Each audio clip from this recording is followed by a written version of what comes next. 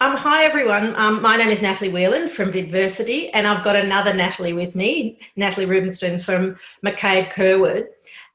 Natalie's the head of knowledge there, and they're one of our favourite customers of Vidversity. They do some really interesting, great things. And today, while Natalie and I will be talking, we'll also have someone manning the chat and Q&A, so feel free to ask questions because we're happy to answer them as we're going along. But today is an opportunity for Natalie to tell us about how she's using Vidversity. So the first thing I just wanted to acknowledge is McCabe Curwood, who I've been working with a bit, they appear to be very innovative and have a real have-a-go culture in relation to innovation.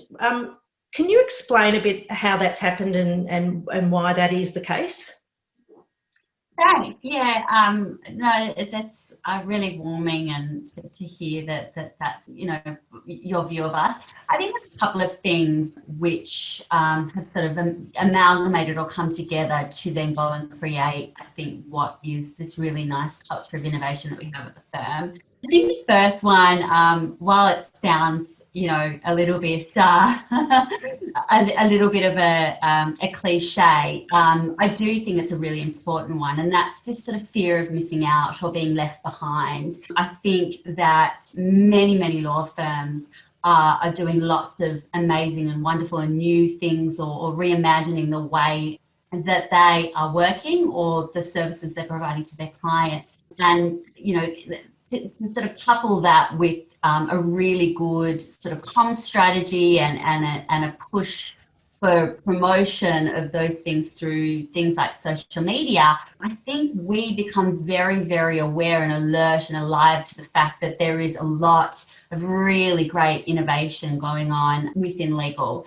So I think that then pushes people to say, look, I want to have a go, and I don't want to get left behind. I don't want to miss out. I think there's really amazing things we can be doing here at the firm. So I think that that's a really important one because it keeps us on our toes. And I think to innovate and to do new things, you have to be on your toes, and you have to be, really looking around to see how you can do new things or do, better at what you're doing. I think the other sort of couple of things that go to our culture, I think we really do reward inquiring minds. We really love inquiring minds. Have a go, come to us with an idea. No idea is a silly idea. So I think that is absolutely rewarded. It's within our values of the firm as well. Creative mindset. Have a go, bring an idea, and let's see what we can do with it. And I genuinely think people do that. I think our juniors are coming in with these combined degrees, so whether it's a Bachelor of Arts or they're doing something in IT. And I think back in the day, you would do a combined degree, myself included, and you really, from my experience, would really only, use and apply the legal degree as opposed to combined. I think I'm definitely seeing our juniors wanting to come in and use the skills and the learnings that they've, been taught at university from their other degree. So like I said, arts or IT, and use it. And they are. So if we're doing something with technology, we have a whole bunch of people that have this other part of their degree in IT, for example, and we should be able to tap into that and use that. And I think that that's something that we're doing. And the last thing is our clients. I think our clients are expecting it of us. Often their industries are being disrupted and they're being introduced to new ways of doing things with technology or without technology. They are expected to have inquiring minds as well. And I think it's fair for them to pass that on to us and say, well, we're having to do it, or we want to do it, and we expect the people that are supporting us in our business to be able to do it as well. Fantastic. That makes me want to be a lawyer again. When I did law and IT, no one knew what it was. They thought that meant I could use a word processor. Yeah. So, look, I think to bring people in and to really tap into all of these amazing learnings and skills that they come with from university is something that we do and firms should continue to do, because I think what we're seeing 2020 and beyond is to create new things or to improve. Often it's not just about the providing of a legal service or the legal advice, but the offering, it might be underpinned with technology or a new process that involves the leveraging of technology. What better part to be able to use the people that, have had very recent learnings of how to apply their disciplines and to come in to help with new ideas. And yeah, I think it's amazing. Now, on that note, where does Vidversity, so you bought Vidversity a little over a year ago, which is a platform to really create exciting video learning, really. Where did that fit in, and why did you buy Vidversity? What was it for? What did you hope to do with it? There were two sort of catalysts for me wanting to come in and speak to you about bringing or introducing Vidversity into the firm. I think the first one was for us to do a lot of regulatory work, and often it's very important that we have compliance-based training and that our lawyers are continuously learning and being part of training that allows them to then go and do some of this regulatory work. One of the challenges we had at the firm was that often we would expect or require our lawyers to do some compliance-based training, but often what would happen is historically that training would be done at a set time in a physical office, quite regimented, and it was hard for lawyers because 1 o'clock or 12 o'clock on a Wednesday afternoon, we know doesn't necessarily work for a lot of people. So it was really hard to get people doing training very quickly and getting them to sort of, come to the party on that. So one of the ways that we thought we could address that is by using something like Vidversity, turning a module online to be able to get people to do it still within a short period of time, but there was more of a buffer there so that you could give them a couple of days or a week as opposed to 1 hour on one day. It was, a far better response, and, we managed to get everyone across the line in the time frame that we needed. But also, one of the challenges that I see having, I do a lot in L&D, is that what would happen is, and it goes to, having quite a very structured way of delivering training, 1 o'clock, on a Wednesday, for example, and a lot of people not being able to attend that training. We would, of course, record it and for the most part, make it available for people to watch. But it wasn't overly engaging. It was sort of 1 hour of tape, and it was very raw, unedited footage. So the engagement wasn't probably where it needed to be. But then importantly, you can't test the learning of it.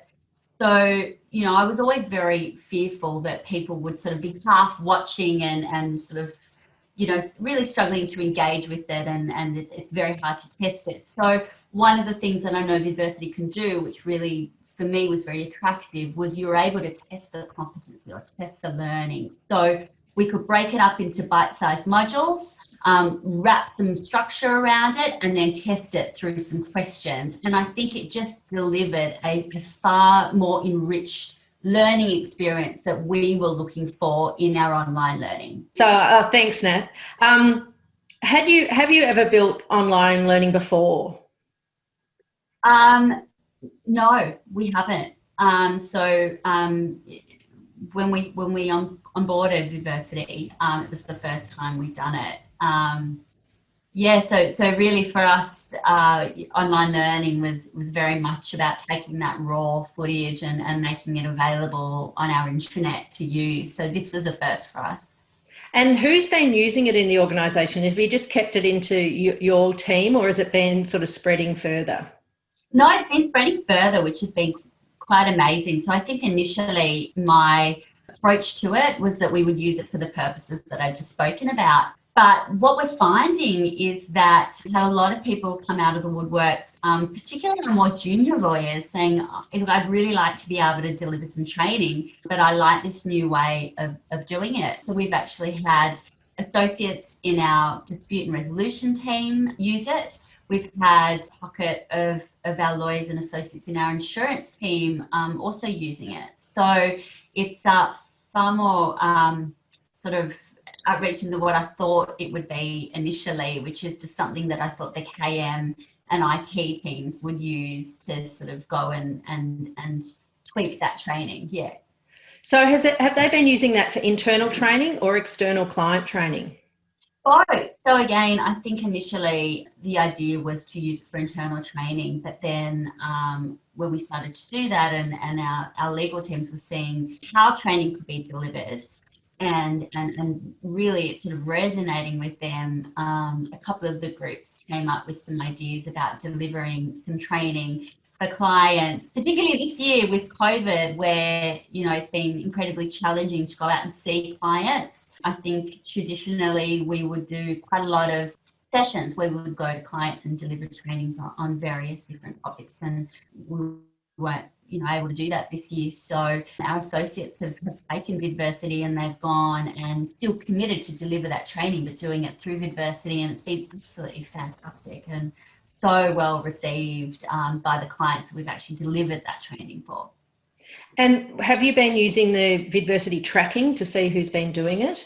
Yeah, we have. Yeah, and that's been really fantastic as well, because one of the training modules that we created was on directors' duties, directors' duties training, particularly for smaller companies, startups, and SMEs. And it was one of those trainings where, you know, really anyone could access it. So for us, you know, to be able to track it and see who's engaging with it and how far they've got into the training has been incredibly valuable for us. It sort of taps into new people, but then also, you know, it gives us far more visibility on even the return of investment for us. So if we're going and creating a training, for us to be able to see that, 50 people have gone on and accessed the training, and 45 of those 50 have gone on to complete it, we know we're onto a good thing, as opposed to, you know, only having 50 people sort of go and engage with the training, but only sort of 5 or 10 of them actually getting to completion. So for us, just having that data is really valuable, because it gives us a really good sense of, was it valuable, was it well received, you know, who's taking it on, a need for it, but then also, you know, have we structured it all right? Is the duration okay? Was it too long, too short, too many questions? And we can change it and improve it, which I think is something that's really hard to do if you don't have the tracking. So that's been great. And back to the question I said, have you done online learning before? Traditionally, building online learning, it takes a lot of skills to learn the software and the programs, and often can take a lot of design and instructional design and storyboarding. Have you found the uptake or the learning of Vidversity, or what's been your experience to use it?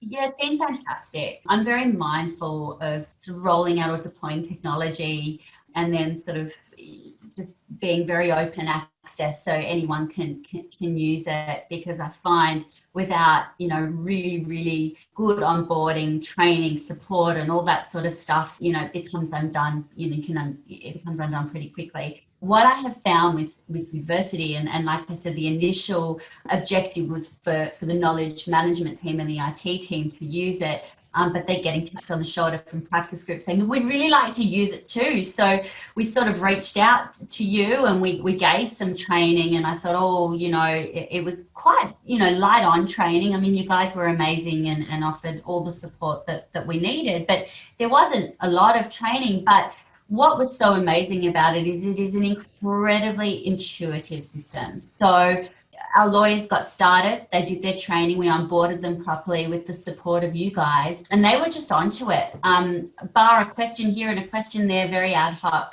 from time to time. They were able to go and create these modules quite independently, with very little training needed, which was fantastic. That really warms my heart. And I have to tell you, last week, in the last few weeks, we've launched a live chat, and I noticed someone from your organisation just used it. I love that people just find something and put in a thing, I can't download a PDF, and off we went and fixed it. So we've now got that live chat, which is great.